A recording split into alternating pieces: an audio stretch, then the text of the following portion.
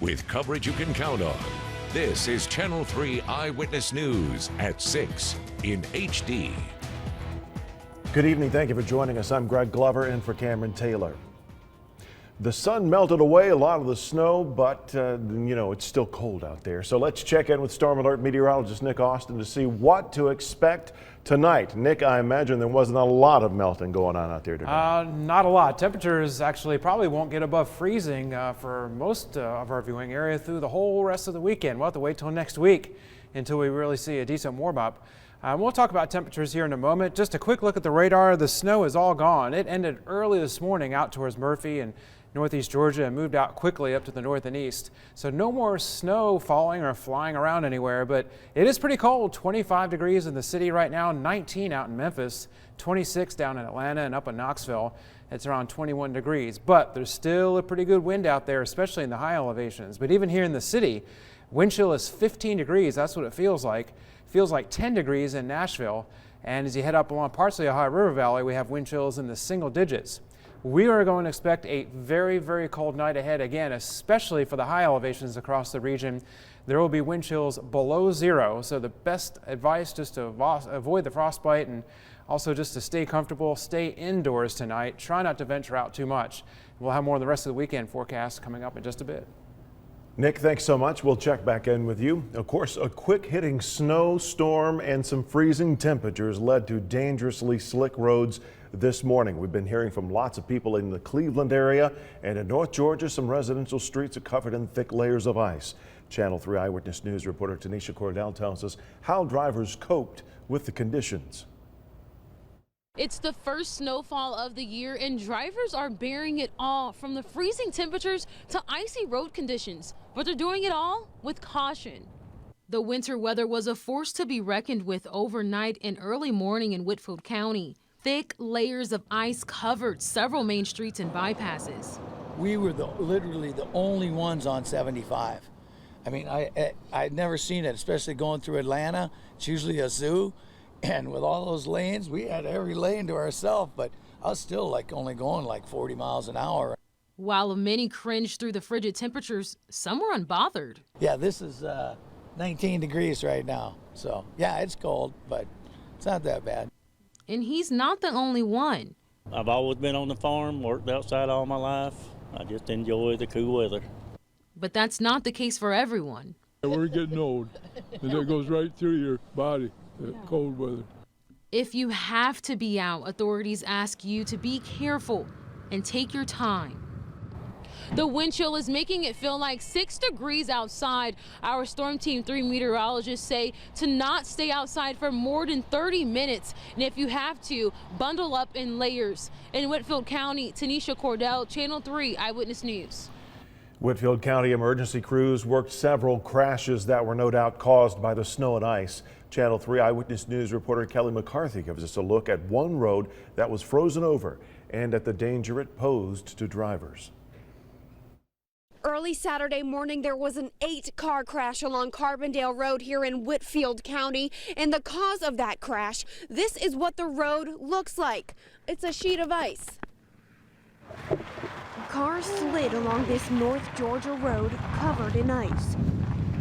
Police say some drivers abandoned their cars and walked home. At one point, 8 cars slid into each other. All were minor crashes and no one was hurt. The roads are iced all the way down through there and all the way down West Nance. Is this something you've seen before? No, not since '93. This neighbor helped get cars out of the ditch with his 4-wheeler. If I can help anyone, I'll help anyone I can. While many of the main roads and interstates were clear and dry, some back roads became dangerous. People come down, as soon as they go down that way or this way, they hit it way too fast and wind up in the ditch down there. The police officer on scene tells me salt crews were called to this location and are on their way, but this is going to be a problem spot all day, so avoid this area on Carbondale Road if you can.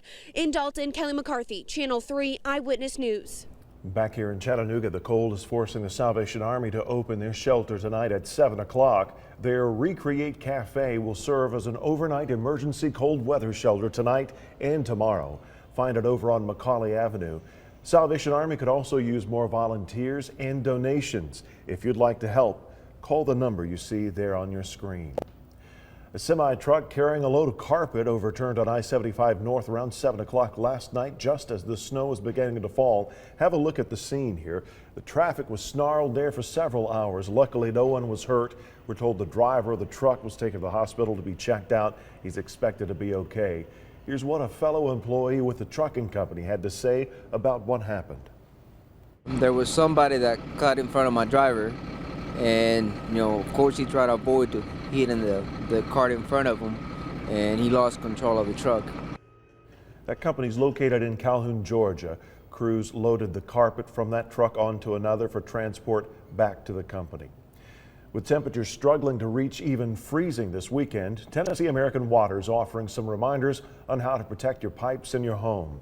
Know how to shut off your water just in case. Once you've located that main water shutoff valve, you might want to tag it and label it for emergencies. Too late for this one, but check your sprinkler or irrigation systems to make sure they're turned off and fully drained. Most importantly, perhaps the easiest way to protect your pipes, wrap them in fabric or a newspaper. Leave your cabinet doors open and let those faucets drip overnight as the temperatures dip the lowest. To another kind of pipe emergency now, crews work to contain a gas spill off Suck Creek Road near the boat ramp today. Officials with Colonial Pipeline say one of the pipes had a small leak that spilled gasoline into Shoal Creek on Suck Creek Road. That flows into the Tennessee River. Chattanooga firefighters, though, placed booms in the water to absorb the gasoline. The pipeline's been shut off. Officials say there is no threat from the spill. Chattanooga firefighters battled a blaze at a home on Taylor Street this afternoon. They say this started around 3 o'clock, and when they arrived, flames could be seen coming from the house. No one was home except the family's dog, which was injured in the fire. The animal was taken to McCamey Animal Center for treatment. No other injuries were reported. The cause of this blaze is under investigation. Here, there, and everywhere, snow blanketed much of the southeast overnight. Drivers inched along roads and highways from Alabama to Virginia as the kids played. It was a combination of sleet and snow that created hazardous conditions. State highway patrols closed several roads because of the danger. Hundreds of accidents were reported. Dozens of vehicles were left abandoned on roadsides. On the bright side, the snow created some picturesque views of homes, signs, and trees dusted with white. Anyone who got a drone for Christmas no doubt was busy this morning. In Atlanta, several passengers spent the night, though, in Hartsfield-Jackson International Airport because many airports were affected. Forecasters say areas received between 3 and 6 inches of snow across the south. The Grundy County Sheriff's Office is asking your help to find a missing man. He's 25-year-old Brandon Lee Price. This man was last seen yesterday around 10 in the morning at his home in Tracy City. He was wearing a red hoodie, a flannel undershirt with a gray hood, black jeans, and white tennis shoes. His family describes him as being somewhat reclusive. If you've seen Price or you know where he is, call the Grundy County Sheriff's Office. City council members in Chattanooga have raised privacy concerns over the police department's practice of photographing and storing license plate information. Our partners at the Chattanooga Times Free Press report Police Chief Fred Fletcher discussed the matter with the council recently as part of an ongoing conversation concerning the balance of intelligence gathering, the technology there, and privacy rights. He called license plate readers valuable crime-fighting tools that do the same thing police officers do every day, only much faster. Councilman Yusuf Hakeem apparently said the idea of tracking people's movements may feel like Big Brother, but the community has given the police department plenty of grief over crime. Volkswagen's recalling more than 130,000 Audi and Volkswagen autos to fix potential problems with anti-lock brake systems. The control unit may fail when the system or the auto's electronic stability control systems are activated. Volkswagen will notify owners. Repairs will be made free of charge. There's a list of which vehicles fall under the recall on our website, WRCBTV.com. Up next on Eyewitness News at 6, the investigation continues into the shooting at the Fort Lauderdale International Airport. Today, FBI agents went to where the suspect was living in Alaska. The snow is gone, but be careful because there will still be icy spots on the roads, black ice out there. Better off just staying off the roads if you can for tonight and staying inside where it's warm because this is going to be really cold out there. I'll have your full forecast after the break.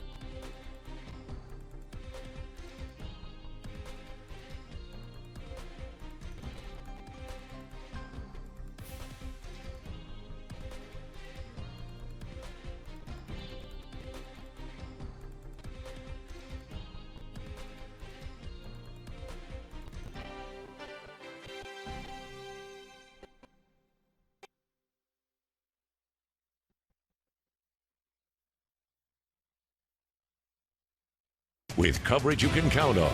This is Channel 3 Eyewitness News at 6 in HD. As you can imagine, we've heard from an awful lot of representatives from churches this evening. We have a list of closings and delays listed on our website. If you'd like to see if your church is listed, go to wrcbtv.com. Now let's head back over to the Storm Alert Center. Check in with Nick Austin. Considerably more quiet this evening than last, huh, Nick? Absolutely, Greg. It turned out to be a really nice day. It was just really cold, and especially in the mountains, really windy today. Our live downtown Holiday Inn camera showing us clear skies right now and a beautiful shot of the city. Our top weather headline, the cold weather is sticking around through the rest of the weekend. This cold Arctic air mass that has headed our way. But next week we have a pretty good warm-up in store, and we'll see some rain showers returning off and on for at least part of next week too. But right now it is cold. 21 in Knoxville. Atlanta is sitting at 26 degrees, while Nashville is right at 20 degrees. And it's only 19 out in Memphis. Right here in Chattanooga, a frigid 25 degrees. Also 25 in Cleveland. Altamont has already cooled down to 15 degrees up in northern Grundy County. Boy, it's going to be a cold night, especially up there in the plateau and a lot of the other high elevations. 27 down in Dalton right now. Winds are out of the northwest at about 10 miles an hour. A few wind chill readings right now. It feels like 15 here in the city. Feels like 18 degrees in Dalton. And out near the Murphy Andrews Airport, it feels like 8 degrees. And it's just going to get colder, of course, as we go through the night with clear skies. But the radar is quiet. The snow is definitely all gone. And a matter of fact, there isn't even any more snow falling across the Smokies or the Carolinas. It's all pushing off to the north and east across the mid-Atlantic. Still some snowfall as you head up towards portions of New England as well. So we're going to see quiet weather. High pressure, dry air has been settling in, and we had the beautiful sunshine back today. So with that high pressure in place, we'll just maybe see a few clouds coming back tomorrow afternoon and also for Monday. But next week, as that high pressure system kind of scoots eastward towards the Carolinas, we'll get more of a southerly wind, and that'll bring some warmer air back to the Tennessee Valley. And with just enough sunshine as well, we'll see those temperatures, if you can believe it, by the end of the work week, cracking 60 degrees. But today, the high was only 30 out at Level Field after a low of 18 this morning. It's 20 degrees below normal for this time of the year. So even for early to mid-January, we're talking about a pretty cold day. They had just a trace of snow this morning. But some of our sky watchers last night into earlier this morning had 1 inch or more of snowfall, like Chatsworth and also Fort Mountain, both topped out at 3 inches of snowfall. The high was just 29 in Trenton, Georgia today. Up in Blue Ridge, only 22 degrees. Scottsboro only reached 29. Riceville, our sky watcher Cindy there, had 1.3 inches of snowfall, 2 inches up in Delano. And highs only in the upper 20s and low 30s right around the metro area. And out in Turtletown, 4 inches of snow fell. 26 was the high in Pikeville, a really cold day. 10 Mile had an inch of snowfall as well last night and earlier this morning. So really bundle up and layer up if you plan to go out tonight, because temperatures will be dropping to 11 degrees in the city late tonight. Very cold, clear skies. It won't be as windy, at least in the valleys, but there'll still be enough of a breeze that it's just going to feel bitterly cold out there. 32 tomorrow, partly sunny. Another cold day, 16 tomorrow night with just a few clouds. Next week on your 7-day forecast is when it gets warmer. Not too warm on Monday, but at least it'll get above freezing with a high of 40 on Monday, and then back to the 50s for highs by midweek. Now beginning Tuesday afternoon through the rest of the work week, we'll see off and on rain and into part of next weekend too. We could use some more wet weather, but very little, if any, wintry weather next week. Highs will be in the 60s, if you can believe that, by Thursday and Friday.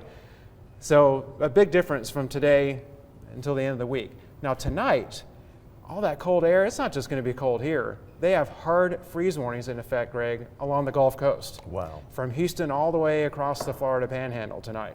So they're expecting a really cold night there too. So even if your church is open in the morning, you may want to take into account what shape your road's going to be in. That's right. There will still be some icy spots on there and slick spots, especially on the bridges and overpasses and some of those secondary streets. All right, Nick, thank you. You bet.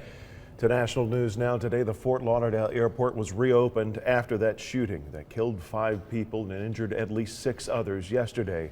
The 26-year-old alleged gunman is now facing federal charges. More are expected. NBC's Sarah Rosario reports. The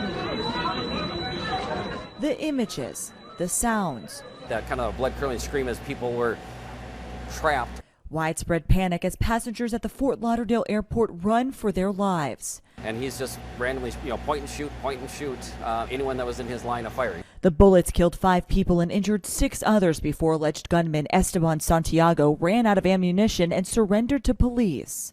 We have not identified any triggers that would have caused this attack, but again, it's very early in the investigation, and we're pursuing all angles. Everything from mental instability to an act of terror. Santiago's family members told police he was getting mental health treatment in Alaska after reportedly hearing voices. In November, he walked into an FBI office telling agents the government was recruiting him to ISIS. There have been concerns raised about why Mr. Santiago was not placed on a no-fly list. I want to be clear, during our initial investigation, we found no ties to terrorism. It also calls to question guns on planes. The law allows checked guns and ammunition as long as it's unloaded and locked in a hard-sided container. With several still in the hospital, the focus now is safety and building trust. We're a strong and resilient state. We're not going to let attacks like this tear us apart.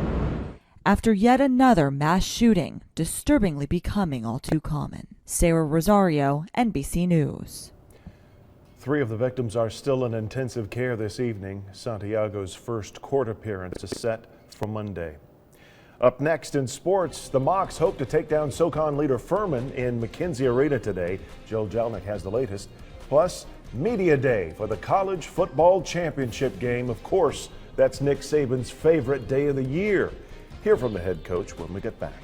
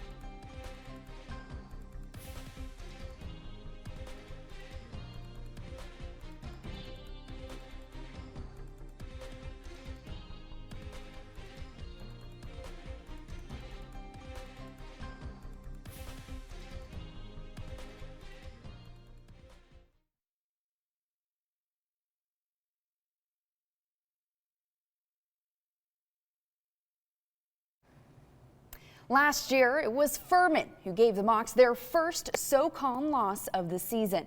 Now, UTC has a chance to repay the favor and hand the undefeated Paladins their first conference loss today. Now, that game is still in action at the moment at McKenzie Arena, so we can't show you those highlights just yet, but I can tell you that unlike their game against Wofford, Mocs got off to a great start in this one, jumped out to a 35-29 lead at the half. But now the second half just started, and the Paladins currently lead 42-40 over the Mocs. Still plenty of time left. There was one very cool moment late in the first half. Greg Pryor became just the second Moc to reach 1,000 points, 300 assists, and 150 steals in his career. Again, the game's not over, so I'll have highlights and more tonight at 11. And while that game is still going on, the Lady Mocs already wrapped up their SoCon win today. UTC took down Mercer on the road 74-56 to remain undefeated in conference play. This one was all Mocs from the start. UTC was up 35-23 at the half and then led by as much as 23 points in the third period. Senior Jasmine Joyner finished with a game-high 24 points and recorded her 5th double-double this season. The win today also marked the Lady Mocs' 10th straight SoCon regular season win. UTC will now take a short break before hosting ETSU a week from today. Meanwhile, over in the SEC, the Tennessee men's basketball team has their work cut out for them at the moment, taking on 24th ranked Florida Gators. Right now, as we speak, the Vols have been able to keep it close, and they currently lead by 1 point, 33-32 at halftime. The Vols are 1-1 in SEC play after falling to Arkansas earlier this week. If they're able to pull this one out, they could be at the top of the SEC. Well, many people think Super Bowl Media Day is over the top, but now the College Football Playoff National Championship game is giving that event some serious competition. Alabama was the first to arrive for today's Media Day in Tampa, Florida. The stadium was packed with Crimson Tide fans taking pictures and waiting for autographs. Most of the players were available to talk about Monday night's rematch with Clemson and, well, their hopes of winning back-to-back national titles. But before even thinking about another trophy, the Tide has to first go through Clemson's high-powered offense, anchored by Heisman Trophy candidate Deshaun Watson. Deshaun Watson is, I've said this all week long, probably the most dynamic player in college football, maybe the best player in college football relative to what he does for his team. Combination of his ability to pass the ball accurately, execute their offense in the passing game, as well as his physical ability to run the ball and add quarterback runs to their whole system. And lastly, the NFL playoffs kick off today. The first game of the wild card weekend is already in progress. Oakland taking on the AFC South champions Houston. And right now the Raiders currently trail the Texans 20-7 at the half. And then later tonight, Seattle versus the NFC West champion Seahawks. They will host 9-7 Detroit. That game is right here on NBC 8:15 kickoff. All right, that's it for sports. One last look at your weather when we come back.